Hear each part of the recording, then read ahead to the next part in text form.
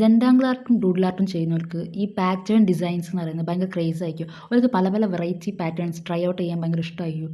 So ഇന്നൊരു pattern ഡിസൈനുമായിട്ട് നമ്മൾ grid ബുക്കിൽ ട്രൈ ചെയ്ത് നോക്കുക.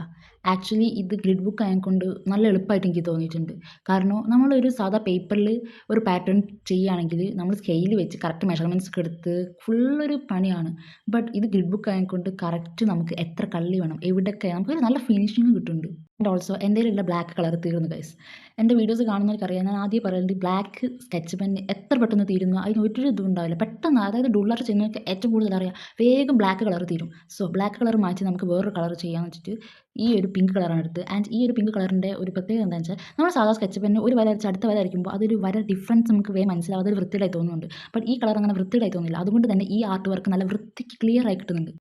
ഓൾസോ വേറൊരു വർക്കും കൂടി ഞാൻ ചെയ്തിട്ടുണ്ട്. ബട്ട് അത് സ്കെച്ച് പെന്നിൻ്റെ കളേഴ്സൊക്കെ ഫെയ്ഡ് ആയതുകൊണ്ട് ഒരു വൃത്തി തോന്നില്ല. സോ ഞാനത് പോസ്റ്റ് ചെയ്യുന്നില്ല ആൻഡ് ഓൾസോ ഫിനിഷും ചെയ്തില്ല.